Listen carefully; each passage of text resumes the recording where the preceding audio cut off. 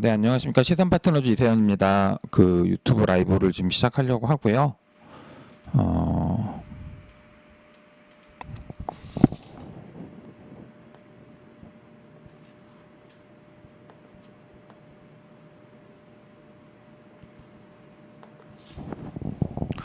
네, 유튜브 라이브 지금 시작하도록 하겠습니다. 이번 주 주제는 이제 우리 2023년 하반기 기업 대출 현황, 환경 등에 대한 이야기를 좀 해보려고 합니다.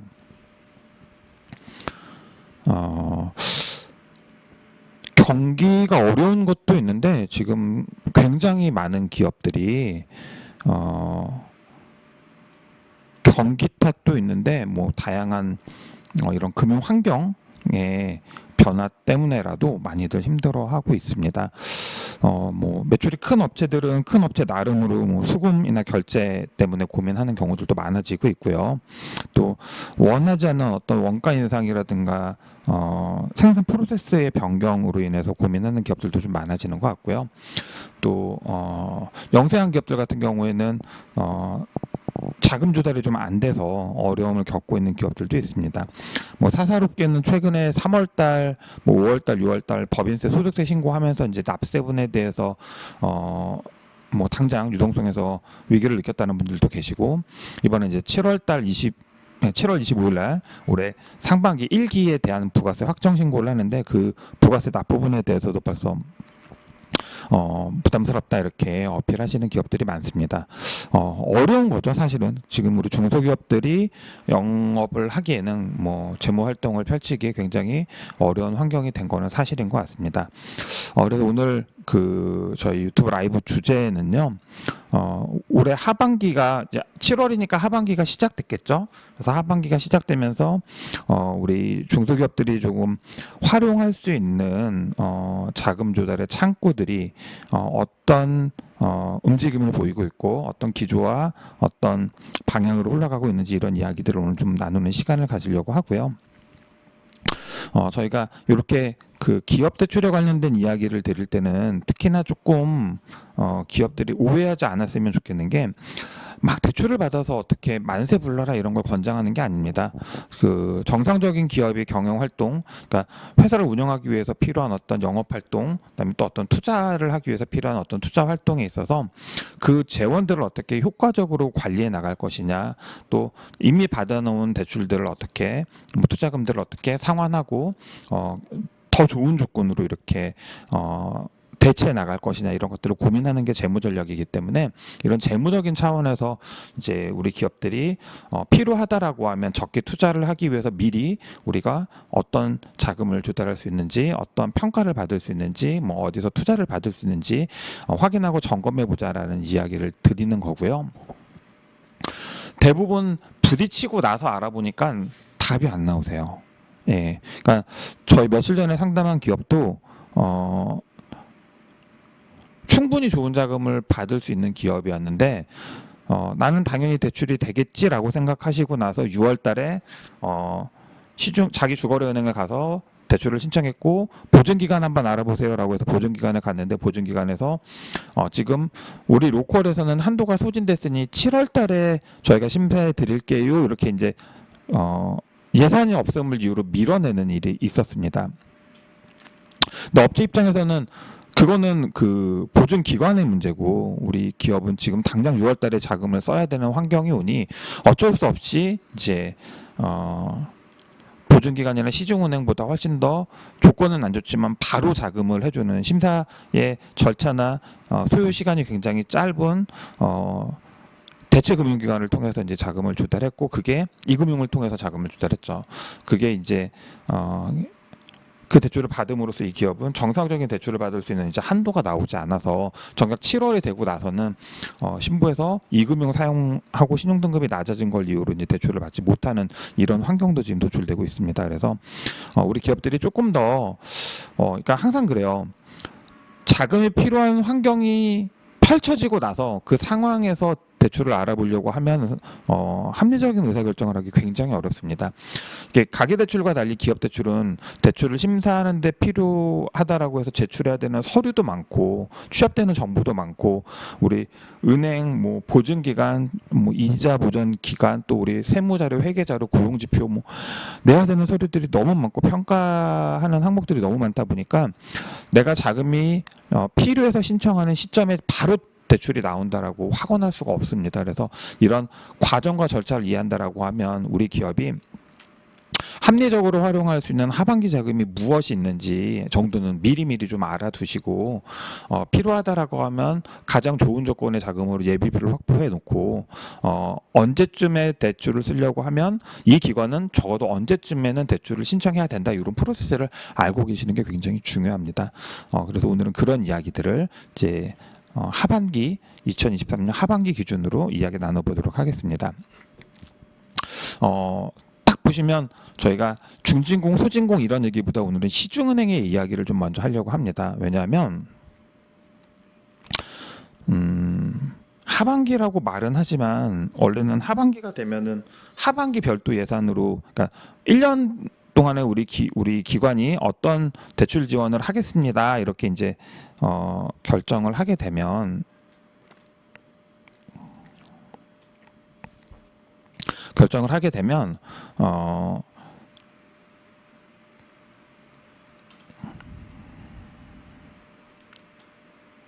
대부분 이제 어떤 예산에 의해서 대출이 취급이 되는데요. 모든 기관이 가지고 있는 예산을 1년치 예산을 상반기에 다 쓰지 않습니다. 보통은 어느 정도는 상반기에 쓰고 어느 정도는 하반기에 이렇게 예산을 배정해서 남겨뒀다 쓰고 이런 식으로 자금 집행을 하는데 지금 기업 대출 환경에서 제일 골치가 아프다라고 할 수 있는 이유는 뭐냐면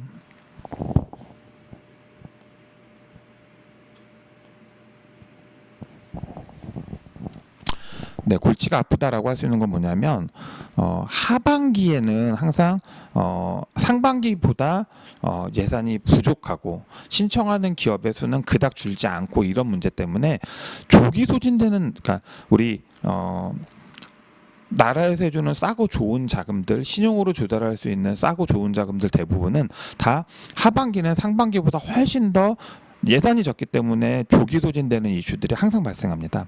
그래서 많은 기업들이 이제 뭐 지금 더군다나 상반기에 비해서 하반기에 시장 상황 때문에 대출 이자가 많이 올라가 있고 자금 조달하기 어려운 환경인데 지금 대출을 알아보려고 하면 일단은 우리가 크게 대출을 쓰는 게 없으니 우리 기업이 디폴트 값을 안 갖고 있으니 우리 싸고 좋은 정책자금부터 좀 알아봅시다 이렇게 해서 정책자금을 신청하려고 하는 기업들이 많은데 우리 기업이 잘못해서가 아니라 이 하반기라는 특성상 예산이 안 나왔거나 아니면 아주 일부 예산만 나와 있거나 아니면 이미 예산이 다 소진돼서 신청할 수 없다라고 공고가 나오는 경우들이 많습니다. 그래서 이런 아주 협소한 예산을 가진 지자체 자금 뭐 공단 자금, 정책 자금들에다가 포커스를 맞춰서 자금 계획을 세우시려고 하면 사실은 굉장히 어렵습니다. 예를 들어 볼까요?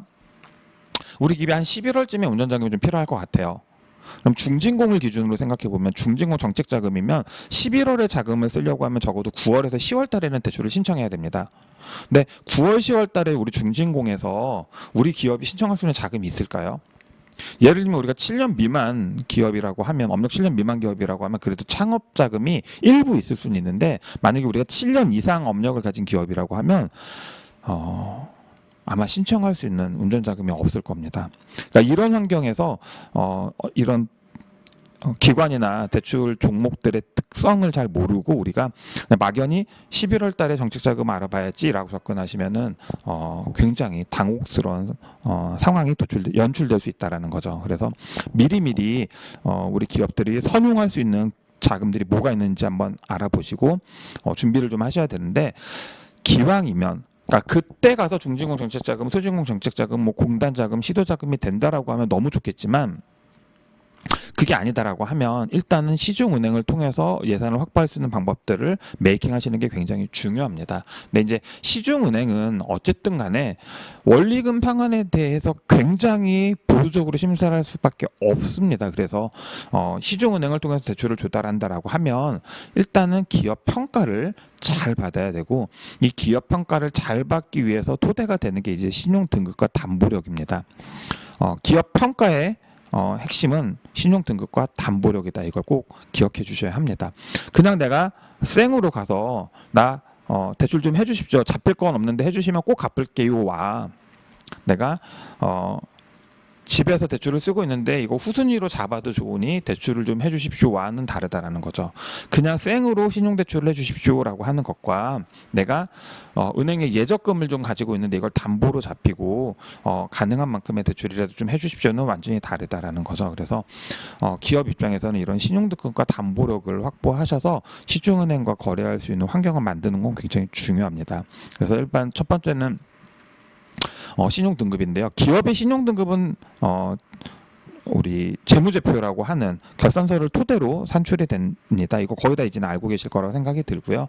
이런 은행에서 신용평가할 때 가장 중요하게 여겨지는 재무제표 항목들이 뭐냐면 이제 현금 흐름이라는 항목입니다. 그래서 어느 은행은 영업했던 현금 흐름이라는 항목을, 현금 흐름의 이슈를 굉장히 중요하게 따지고, 또 어떤 은행은 EBITDA-TDA라고 해서 이제 실제 기업의 현금 흐름을 이야기하는 이자 지급을 할 수 있는 능력에 평가하는 데이터를 중요시하는 은행도 있습니다. 그리고 그 외에도 뭐 부채 비율, 유동성 비율, 그다음에 기업을 평가하는 은행 입장에서 이 기업이 투명하지 않다라고 인식할 수 있는 뭐 가지급금, 대여금, 뭐 기타 보증금 이런 좀 회계 계정 중에 좀 그레이한 항목들을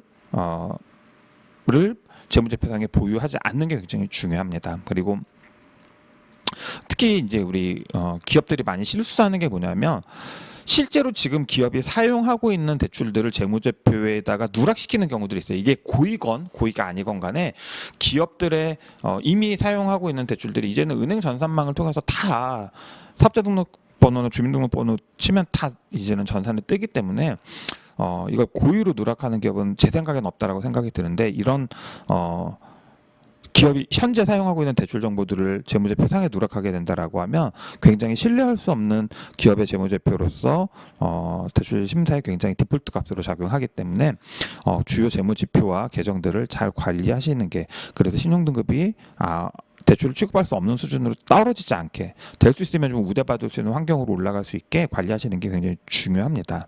그리고 두 번째는 많은 기업들이 이제 금리가 싸고 만기가 긴 대출 이런 상품들을 원하는 경우들이 있는데요. 만약에 기업들이 자기 신용등급이 정말로 높고 은행에서 선호할 만큼의 담보력을 확보하고 있는 기업들, 그런 기업의 등급이 아니라고 한다라고 하면 사실은 아주 낮은 금리에 긴 만기 천천히 이자만 내면서 원금은 나중에 갚아도 되는 이런 대출이 하기 어려울 수 있다는 걸 자각하셔야 합니다. 그냥 우리 기업들이 안 되면 원리금 분할 상환으로라도 만기가 3년 5년이 안 되면 1년짜리로라도 일단은 급한 유동성을 확보해야 된다. 내가 신용등급이 좋아지고 담보력이 생기면 나중에 뭐 다른 대출로 갈아타는 한이 있더라도 지금은 우리 기업의 상황을 좀 객관적으로 쳐다보시고, 우리가 저금리에 만기가 긴 이자만 내면서 원금은 천천히 갚아도 되는 이런 대출을 취급할 수 없는 등급일 수도 있다는 걸 이해하시고, 만약에 그런 등급이라고 은행에서 조언을 해준다라고 하면 원리금 분할 상환이라든가 만기가 좀 짧은 대출, 이자가 좀 비싸더라도 그런 대출이라도 활용하시려고 마음을 좀 열어주시는 게 굉장히 중요합니다. 많은 기업들이 야 우리 은행 미쳤나봐, 나 주거래은행에서 이번에 대출이 10% 갚으래, 뭐 이자 더 많이 내래, 막 이렇게 하소연하시는 기업들이 최근에 상당히 많았는데요. 본인들이 이제 다른 은행 가서 심사 받아보시고 와서 경악하시더라고요. 야 우리 은행은 우대해 준 거였어.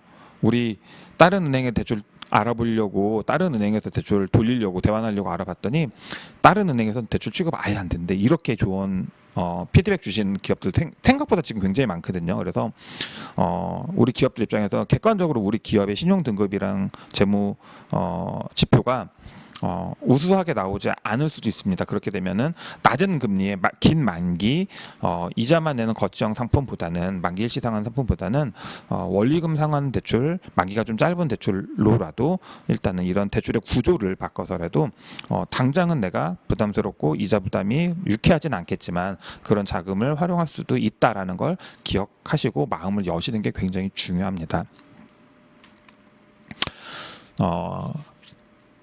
이 상태에서 이제 우리 기업들이 신용 등급이 디폴트 값이 나오지 않는다, 기업 재무제표가 대출을 취급할 수 있는 정도의 등급이 나온다라고 가정했을 때, 네, 그렇게 가정했을 때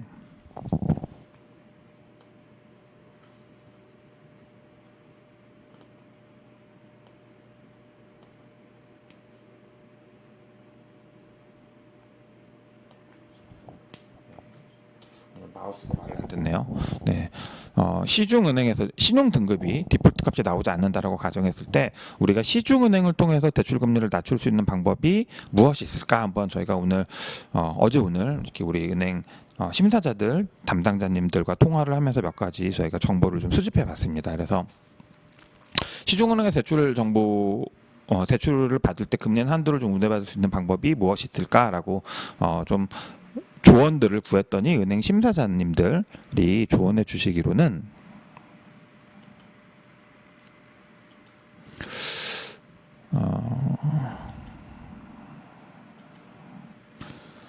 기본적으로 정책자금이라는 게 있습니다. 은행에도 정책자금이 있습니다. 무슨 정책자금이냐면 은행은 대출을 해주고 정부 기관에서 혹은 지자체에서 이자를 보전해주는, 이자 지원만 해주는 이런 대출들이 현존하고 있습니다. 굉장히 많습니다. 그래서 이런 자금을 기업들이 매칭할 수 있다라고 하면 이제 기업 입장에서는 꼭 아주 심사 프로세스가 길고 접수가 익숙하지 않은 생소한 관공서 정책자금보다는 시중은행을 통해서 자금을 조금 더 싸게 후하게 활용할 수도 있다라고 말씀을 좀 해주셨고요. 예를 들면 대표적인 정책자금이 뭐가 있냐면 이제 한국은행 자금이라고 해서 C1, C2 이런 자금들이 있습니다. 그래서 은행마다 자금을 배정해주고 이자를 이렇게 보전하도록 지원해주는 자금을 이제 C1 자금이라고 하고요. 이걸 이제 로컬별로 지역별로 자금을 배정해주고 이제 기업이 한국은행에서 이자를 지원받을 수 있도록 이자를 지원해주는 자금을 이제 슈트 자금이라고 하는데요. 이런 자금들이 이자를 지원해주는 거기 때문에 한국은행에서 이제 기업 입장에서 활용할 수만 있다라고 하면 금리를 조금 더 저렴하게 쓸 수 있습니다. 다만 한국은행 자금 같은 경우에는 서울에 있는 기업보다는 지방에 있는 기업이 이렇게 배정률 자체가 좀 높고요. 실효성이 있습니다. 비제조업보다는 제조업이 유리한 경우들이 많고요. 그다음에 기술력을 입증할 수 있는 기업들이 조금 더 유리한 경우들이 많습니다. 기억해 두시면 좋을 것 같고요. 이거는 내가 C1 자금, C2 자금을 쓰고 싶다라고 하시면 지금 주거래은행 담당자와 한번 상담해 보시길 권장드리고요. 두 번째는 이제 중소벤처기업진흥공단이나 소상공인 시장진흥공단의 2차 보전 대출 상품들이 있습니다. 대출은 은행에서 받는데요.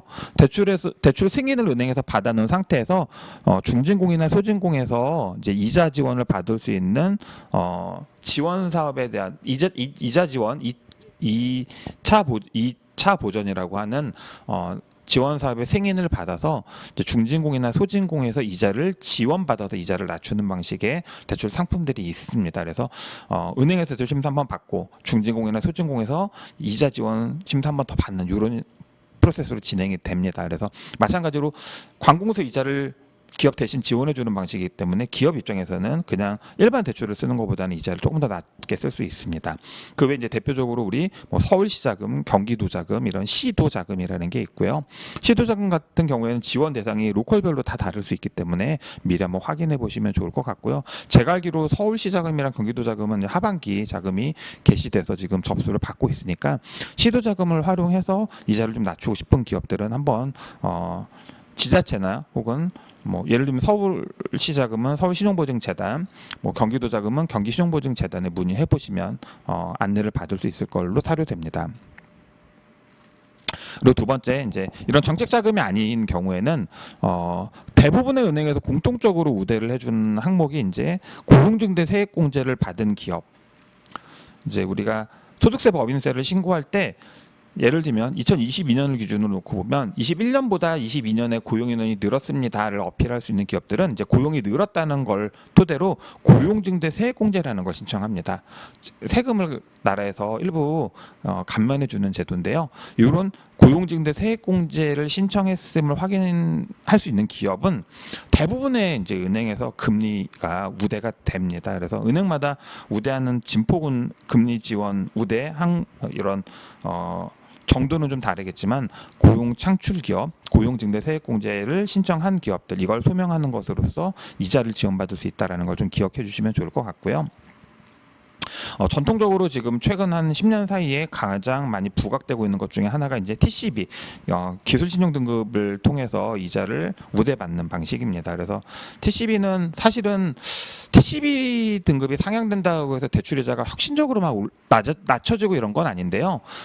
은행 심사자님들하고 이야기하다 보면은 은행 담당자들 입장에서 은행 입장에서 TCB라는 실적이 필요해서 TCB 등급이 어느 정도 나올 수 있다라고 하면 될 수 있으면 대출을 취급하려고 한다라고 이렇게 조언해 주시는 경우들이 좀 많았기 때문에 TCB 등급을 상향하기 위해서 기업들이 조금 기술력 입증 자료들을 구축해 나가면 도움이 되지 않을까라는 생각이 듭니다. 그래서 이 TCB 평가하시는 분들하고 얘기를 좀 나눠보면 뭐 기업부설 연구소 확보하고 있는 기업들 등급이 비교적 잘 나온다 이런 조언도 해주시고요. 또 어떤 분들은 이노비즈나 메인비즈 벤처 기업 확인 이런 것들을 확보하고 계시면 당연히 도움이 된다라고 말씀해 주시고요. 뭐 특허 가지고 있으면 더없이 좋을 거고요. 특허도 기왕이면 3년 이내 출원된 게 등록된 지 3년 이내 특허라고 하면 더 많이 우대가 된다라고 합니다. 그래서 TCB 기술 등급을 높이면 은행 입장에서 우대할 수 있는 유인이 생긴다라는 거, 거래할 수 있는 유인이 생긴다. 세 번째는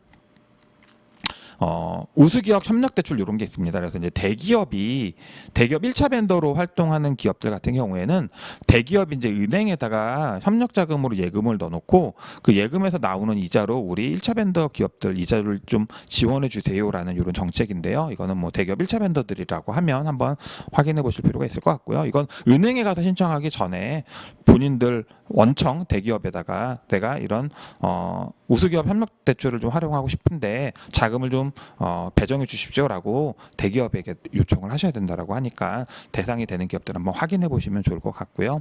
그다음에 기본적으로 이제 뭐 여기 보여드리는 것처럼 은행에서 굳이 아직은 우대할지 안 할지는 모르겠지만 신보기부에서 이게 왜냐하면 신보기부에서 보증 뭐 95% 100%짜리가 나와버리면 은행에서 대출을 취급 안 할 이유가 없거든요. 그리고 보증률이 높으면 높을수록 은행 입장에서는 안전하다라는 대출이기 때문에 이자가 당연히 낮아질 수밖에 없어요. 예를 들면 1억짜리 대출을 받는데 보증 90%짜리면 1,000만 원은 신용대출인 거예요. 그러면 은행 입장에서는 1,000만 원에 상응하는 신용대출 이자를 부여해야 되기 때문에 이자가 좀 비쌀 텐데 보증 비율이 95% 100%라고 하면 은행 입장에서는 안전한 담보대출이 되기 때문에 이제 아무래도 이자를 조금 더 낮게 쓸 수 있겠죠. 그래서 신보기보에서 보증을 지원하려고 하는 우대하거나 선호하는 이렇게 산업들이 있습니다. 그래서 그런 산업이나 기업군에 속한다라고 할 수 있다라고 하면 이제 시중은행에서 대출을 받을 때 조금 우대받을 수 있다 이런 가이드를 해주셨고요.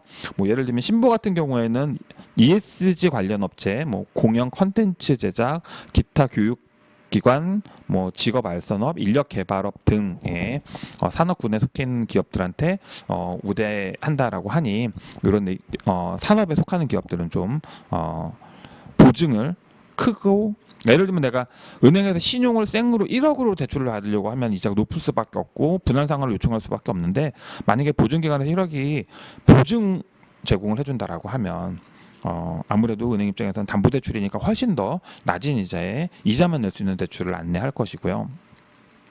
만약에 보증률이 높으면 높을수록 은행 입장에서는 더 좋은 조건의 거래를 해줄 수 있기 때문에 보증이 잘 나온다라는 건 그만큼 은행 거래하기 유리하다라는 개념이 됩니다. 이것도 한번 기억해 주시면 좋을 것 같고요. 그리고 이제 정말 은행 입장에서 놓고 봤을 때 그냥 까놓고 말해서 잡아놓은 고객, 기존 고객들보다는 신용등급이 양호한 신규 거래업체에 대한 거래 유인이 있다라고 얘기들 하십니다. 그래서 예를 들면 뭐 은행에 따라 이것도 다를 수 있지만 보통 중소기업들 같은 경우에 신용등급 BBB 이상이고 외광업체들 같은 경우는 BBB 플러스 이상 정도 되는 기업들이라고 하면 거래처로 이렇게 좀 가지고 오고 싶은 유인들이 생기는 기업일 수 있다라고 합니다. 그래서 신용등급이 우수한 신규 거래처들, 신규 거래 대상 거래 대상 기업들이라고 하면 이제 최대한 우대를 해주려고 노력들 한다라고 하고요. 만약에 그러니까 첫 거래하는 기업들 대부분이 이제 이 거래 은행과 거래한 내역이 없어서 우대를 못 받는 경우들이 생각보다 많아요. 예를 들면 나는 사업하는 내내 기업은행만 썼는데 지금 갑자기 국민은행 가서 대출 알아보려고 하면 기업은행에서 직원들 급여 일지부터 카드, 보험 뭐 다 여기 기업은행 통해서 하고 있었는데 국민은행 가서 갑자기 생으로 대출 좀 알아봐 더 가능한지 평가해 주십시오라고 하면 당연히 기업은행보다 좋은 가이드가 나오기가 어려울 수밖에 없습니다. 그러면 은행 담당자들 같은 경우에는 이제 좋은 신용등급과 거래 유인을 가진 기업이라고 하면 미리 저희 은행과 이런 거래를 좀 쌓아주시면 저희가 대출을 뭐 한두 달, 두세 달 있다가 조금 더 좋은 조건을 취급해 드릴 수 있습니다. 이렇게 조언을 해주는 경우도 있다고 하니까 이 내용들을 좀 기억하셨다가 그러니까 사실은 우리 중소기업들은 주거래 은행이라는 개념을 두는 것보다는 그거 당연하지만 주거래 은행을 복수로 확보하는 게 좋습니다. 여기저기에다가 거래 실적을 좀 쌓아 놓으셨다가 위급한 상황 혹은 내가 대출을 지금 급하게 알아봐야 되는 상황이 오면 동시에 비딩을 넣고 나한테 좋은 조건을 제시하는 은행으로 움직일 수 있는 환경을 확보하시는 게 굉장히 사실은 얍삽한 게 아니라 굉장히 현명한 전략이 될 수 있다는 거 한번 꼭 기억해 주시면 좋을 것 같습니다. 네, 그래서 지금 시중은행에 대한 이야기들을 좀 계속 드렸고요. 소상공인 시장진흥공단에서 지금 하반기 시작되고 나서 소진공, 중진공에서도 달달이 이제 다시 하반기 이렇게 정책자금 신청을 받고 있고 공지가 나오고 있는데요. 7월 달에도 소상공인 시장진흥공단에서 정책자금 신청이 있었습니다. 지난주에 있었죠. 지난주 월요일부터 금요일까지 이렇게 대출 신청 이 있었고요. 저희가 이건 지난주 영상에서 한번 안내해 드렸습니다. 뭐 지나간 거니까 그렇다 치고요. 7월 달에는 중진공 정책자금 접수가 다음 주에 있습니다. 네, 보시면 7월 17일 월요일, 7월 18일 화요일 양일에 걸쳐서 서울과 지방 소재 기업들이 중진공 정책자금 신청이 있고요.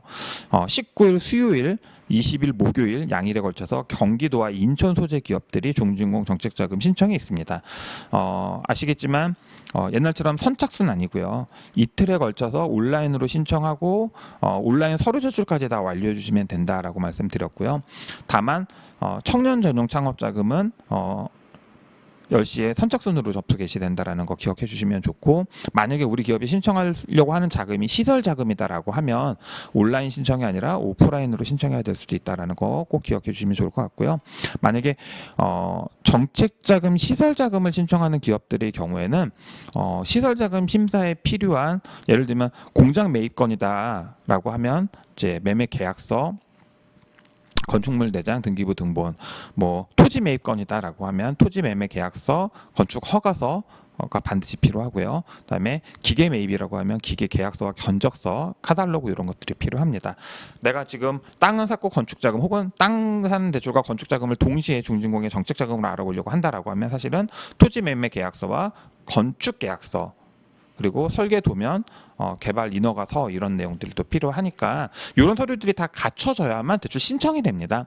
이거는 중진공뿐 아니라 대부분의 이 시설 자금은 시설을 매입하는 내용을 확인할 수 있는 서류들이 필요하기 때문에 좀 기억해 주실 필요가 있고요. 이런 서류들이 구비되지 않은 상태에서 대출을 신청하시면 심사를 할 수 없어요. 그러니까 제일 난감한 게 뭐냐면, 기계 매입 자금은 대부분 내가 살려는 기계의 견적서나 카드를 가지고 있기 때문에 미리 신청할 수 있는데, 지금 제일 시설 자금 신청할 때 난감한 상황이 뭐냐면 토지를 매입해서 건축하려신 분들이세요.